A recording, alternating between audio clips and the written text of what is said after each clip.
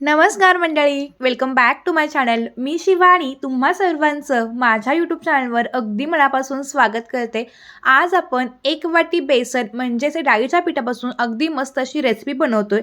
तर त्यासाठी इथं बघा मी एक वाटी इतकं डाळीचं म्हणजेच बेसनचं पीठ घेतलेलं आहे. तुम्ही हे प्रमाण एखाद्या मोठ्या कपात पण घेऊ शकता. त्याच वाटीनं आता मी पाव वाटी इतका हा रवा घेतलाय. हा रवा बारीक जाड कसाही घ्या, फक्त कच्चा हवा. 3 ते 4 लसूण पाकळ्या, अर्धा इंच आल्याचे काप घातलेत, 2 हिरव्या मिरच्या घेतलेत आणि त्या अशा पद्धतीने तोडून याच्यामध्ये घालायच्या. त्यानंतर आता ह्याच्यामध्ये पाव चमचा आपण हिंग घालूयात. चवीनुसार मीठ घालायचं. आणि आता ह्यामध्ये आपण एक वाटी इतकं पण ताक घालून घेतोय. ज्या वाटीनं बेसन घेतलं तर त्याच वाटीनं इथं मी ताक वापरते. तुमच्याकडे दही असेल तुम्ही तर एक वाटी दही पण वापरू शकता. फक्त दही किंवा ताक जे घ्याल ते थोडंसं आंबट असावं. आता हे सगळं आपण मिक्सरमधून बारीक असं वाटून घ्यायचं. जे काही लसूण आहे, आलं, मिरच्या हे सगळं चांगलं असं बारीक झालं पाहिजे, जेणेकरून त्याचा फ्लेवर आपल्या रेसिपीमध्ये उतरेल. तर आता बघा हे अगदी असं मस्तपैकी झालेलं आहे. मी ताक वापरलं होतं त्यामुळे थोडंसं घट्टसर झालेलं आहे. तर आता ह्याच्यामध्ये पुन्हा मी एक वाटी ताक वापरते.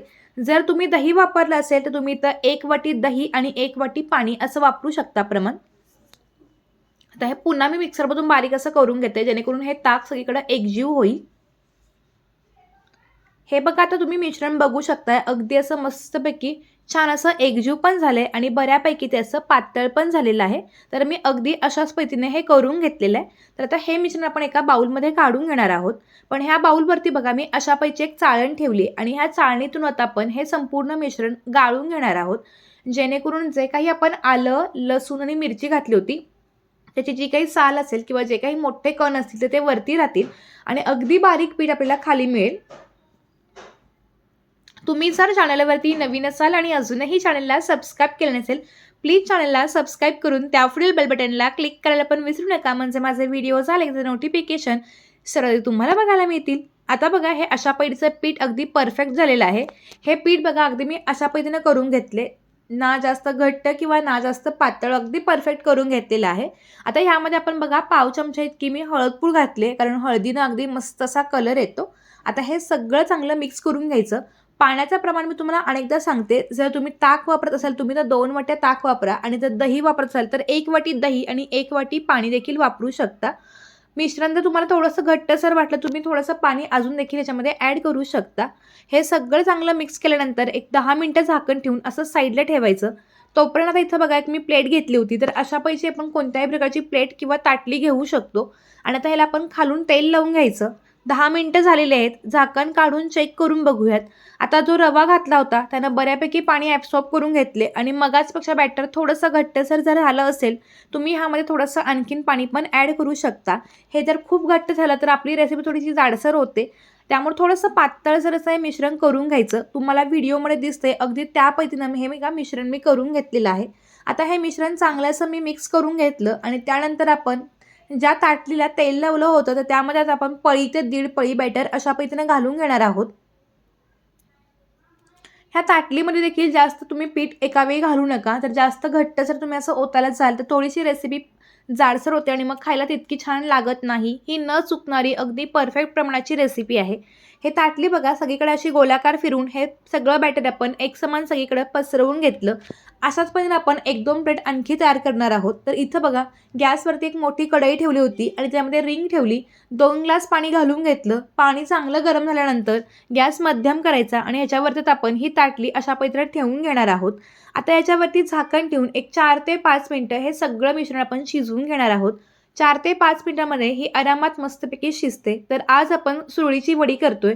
पीठ न शिजवता आपण अशा पद्धतीने ताटलीमध्ये थोडंसं पीठ घालून शिजवतोय, जेणेकरून ते अगदी परफेक्ट होईल. 4 ते 5 मिनिटांनंतर झाकण काढून बघितलं, हाताला अजिबात बॅटर लागत नाहीये, म्हणजे हे बॅटर आपण काढून घ्यायचं. अशाच पद्धतीने मग मी छोटी प्लेट पण घेतली आणि ह्यामध्ये पण बॅटर मी अशाच पद्धतीने घालून घातले.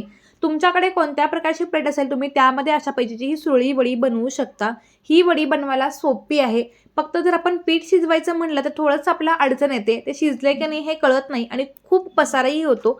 त्यापेक्षा ही पद्धत थोडी सोपी पण आहे आणि अगदी मस्त पण होणारी रेसिपी आहे. तर ही ताटली बघा थोडीशी गार झालेली आहे. तर आता आपण अशा पद्धतीने आपण हे कट करून घेणार आहोत. तुम्हाला ज्या आकाराची सुरळी वडी हवी आहे तुम्ही त्या आकारामध्ये हे कट करू शकता, जसं की मोठी किंवा छोटी.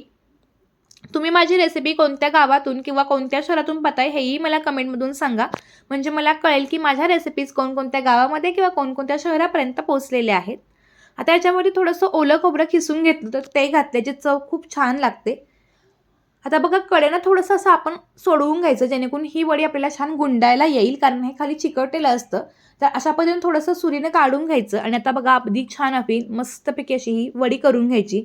ही वडी अजिबात खाली ताटाला चिकटत नाही, तुटत नाही आणि अगदी पातळ आणि मस्त अशी ही वडी तयार होते. अगदी परफेक्ट वडी होते. त्यामुळे तुम्ही नक्की अशा पद्धतीनं ही सुरळीची वडी करून बघा. मला खात्री आहे तुम्हाला पण ही वडी खूप म्हणजे खूप आवडेल. ह्या वडीला तुम्ही शायनिंग पण बघू शकताय. अगदी मस्त असं शाईन पण आले आणि मस्त असा रोल पण तयार झाला आहे. ही वडी करताना अजिबात कुठेही तुटत नाही. आपण यामध्ये रवा वापरला आहे त्यामुळे त्याला छान असं बाइंडिंग येतं आणि त्यामुळे ही वडी अजिबात तुटत नाही. बऱ्याचदा जेव्हा आपण पीठ शिजवून ती वडी करायला लागतो तेव्हा काय होतं ती वडी तुटते किंवा मग पीठ परफेक्ट शिजलं नसेल तर ती वडी परफेक्ट बनतही नाही आणि मग खूप टेन्शन येतं. एवढा सगळा पसारा करून जर वडी खायला मिळाली नाही तर मूडही ऑफ होतो. तर तसं न होता ही अगदी साधी सोपी पण परफेक्ट अशी रेसिपी आहे. तुम्ही ह्या पद्धतीनं एकदा नक्की सुरळीची वडी करून बघा. मला खात्री आहे जेव्हा तुम्ही ही रेसिपी कराल आणि तेव्हा तुम्हाला ती खूप आवडेल. जर तुम्ही ही रेसिपी करून बघितली तर ती देखील मला कशी झाली हे कमेंटमधून सांगायला पण विसरू नका, म्हणजे मला कळेल की तुमची रेसिपी कशी झाली आणि तुम्हाला ती किती आवडली ते. तर बघा अशा पद्धतीने ह्या सगळ्या वड्या मी करून घेते. आपण जी दुसरी ताटली ठेवली होती तर ती पण छान थंड झाली आहे. तर ती पण अशा पद्धतीने कट करून घ्यायची. असं अजिबात नाही की त्याला एकाच प्रकारची प्लेट हवी. तुमच्याकडे 2-3 प्रकारच्या प्लेट असेल तुम्ही त्याच्यामध्ये पटापट ह्या वड्या शिजवून घेऊ शकता. अगदी मस्त रोल होते. छान अगदी शायनिंग पण मस्तपैकी आलेलं आहे आणि रोल पण अगदी मस्त होतो. तुटत नाही, हे सगळ्यात महत्त्वाचं आहे. ह्या सगळ्या वड्या करून झाल्यानंतर एका मस्तपैकी फोडणी पात्रामध्ये बघा 1 चमचा तेल गरम करून घेतलं. त्यामध्ये आता आपण अर्धा चमचा मोहरी घातले, अर्धा चमचा जिरे घालून घेतले आणि त्यानंतर 1 छोटा चमचा मी पांढरे तीळ घातलेत. मस्तपैकी आता ही फोडणी थोडीशी थंड झाली की आता आपण ह्या वड्यांवरती घालून घ्यायची. अगदी मस्त परफेक्ट अशी सुगरणीकरण करून केलेली ही सुरळीची वडी तयार आहे. तुम्ही ही सुरळीची वडी नक्की करून बघा. रेसिपी जर तुम्हाला माझी आवडली असेल तरच तुम्ही माझ्या व्हिडिओला लाईक करा, नाहीतर तुम्ही माझ्या व्हिडिओला डिसलाईक देखील करू शकता. चला तर मग भेटू त्याचं काय नवीन आणि इंटरेस्टिंग व्हिडिओसोबत. तोपर्यंत मस्त राहा, खात राहा, सगळ्यात महत्त्वाचं स्वतःची काळजी घेत राहा. धन्यवाद. Bye bye.